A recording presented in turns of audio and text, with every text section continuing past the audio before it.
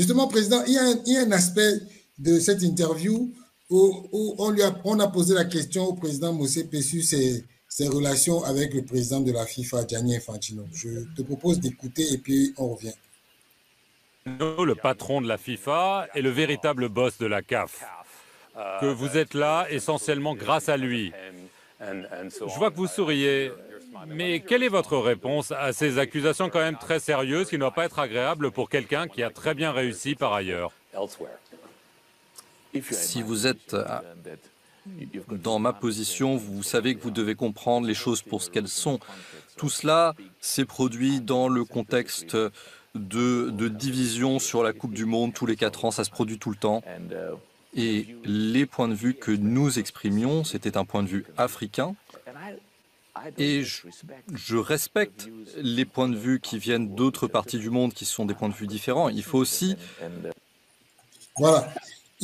On lui a posé la question de ses rapports avec Gianni Infantino. Il a dit que c'était lié au fait de la division sur la Coupe du Monde de tous les 4 ans. Président Omari, est-ce que M. Motsepe dit la vérité à ce niveau-là? Bon, je ne voudrais pas entrer dans les polémiques. C'est un ami que je respecte beaucoup, qui a réussi énormément dans le business chez lui et sur le plan international. Je le respecte beaucoup. Mais je pense d'abord que je ne sais pas si c'était la réponse appropriée à cette question. OK? Tout le monde le sait. Vous le savez, toute la presse le sait. Moi, je le sais parce que j'étais parmi les premiers à qui Gianni a dit clairement, et je le dis, oh, nous étions à l'hôtel Hilton à Yaoundé, dans sa suite. Il m'a posé la question, qu'est-ce que tu penses de Motsepe comme candidat président de la CAF? Je lui ai dit, droit dans les yeux, je ne suis pas d'accord. Pourquoi? Je ne suis pas d'accord parce que, un, il n'a jamais dirigé une fédération, il est président d'un club, et encore que ce club, c'est un comité de gestion qui, je ne sais pas, qui gère directement. Il est plus ancré dans ses business. Deuxièmement, j'ai dit, je l'ai reçu 2 fois. Pendant qu'il il voulait être candidat, moi, j'étais président intérimaire de la FIFA. En 30 minutes, tu peux discuter avec lui, 1 minute football, 29 minutes, c'est le business. Il voit tout en termes de business. J'ai dit à Gianni que la situation de la CAF aujourd'hui a besoin d'un président qui soit présent, qui maîtrise les textes de la CAF et qui soit présent. Et je le dis en fonction de ces 2 arguments, je ne suis pas d'accord de cette candidature. OK? Il a vu certains autres collègues, il a vendu à d'autres collègues. Au-delà des collègues, il a vendu ça au chef d'État. Il a vendu au chef d'État. Je ne veux pas citer le chef d'État si par respect. Il est passé partout pour aller vendre. Chez moi, à Kinshasa, il est arrivé, moi j'étais en Mauritanie pour la CAN U20. Il m'a demandé de le rejoindre, je l'ai rejoint à Brazzaville. Nous avons traversé. On a commencé l'audience. Il s'est arrangé pour que quand il va citer le cas de Motsepe, que je ne sois pas dans l'audience. On nous a demandé tous de quitter, de laisser le 2, lui et le chef d'État. Il a posé le problème de Motsepe. Parce que curieusement, pendant que l'interview s'est terminée et qu'on commençait à manger, on nous annonçait que Motsepe venait d'atterrir à Kinshasa, qu'il était en route vers la présidence. Vous comprenez? Et le club avait même demandé qu'il ne le reçoive pas, qu'il dise qu'il ne peut pas s'improviser comme ça, on peut postposer pour le recevoir. Vous comprenez? Donc, troisièmement, qui ont patronné les négociations au Maroc? C'est la FIFA.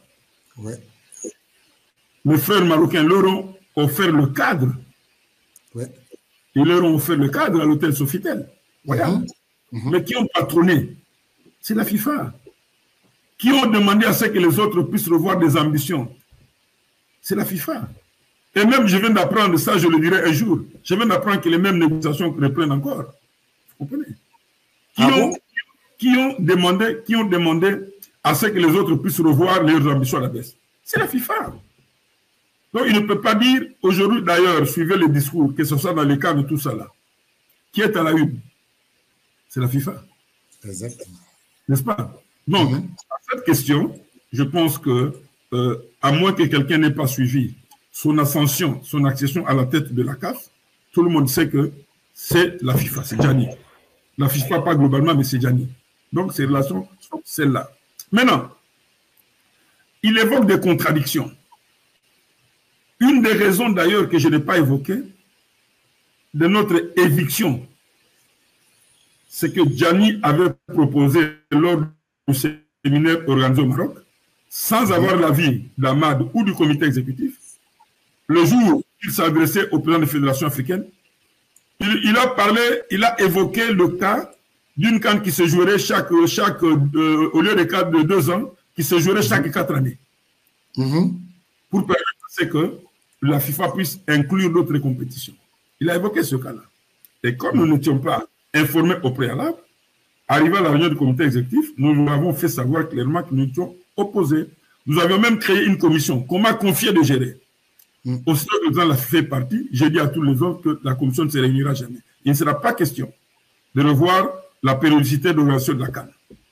Et même à l'époque, quand le président Issa Hayatou était président, il y a certains Européens qui poussaient ce côté-là. Parce qu'au fond, ils voient leurs intérêts. Quand Gianni est arrivé au Maroc, il avait déjà un accord avec l'UEFA parce qu'il était en train de faire les jeux doux à l'UEFA et les G14, les grands clubs, que les grands clubs soient de son côté dans le conflit qu'il opposait au comité exécutif, le président de l'UEFA.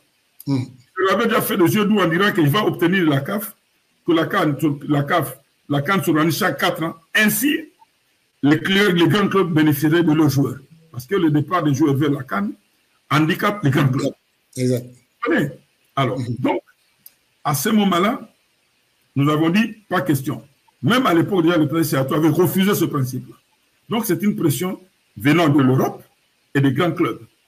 Et que lui pensait capitaliser pour récupérer les Européens, les grands clubs européens, mais en pénalisant l'Afrique. Puisque l'Afrique n'a pas de l'argent, ne vend pas la CAN avec autant d'argent comme la Coupe du Monde pour tenir pendant 4 ans de fonctionnement. Exact.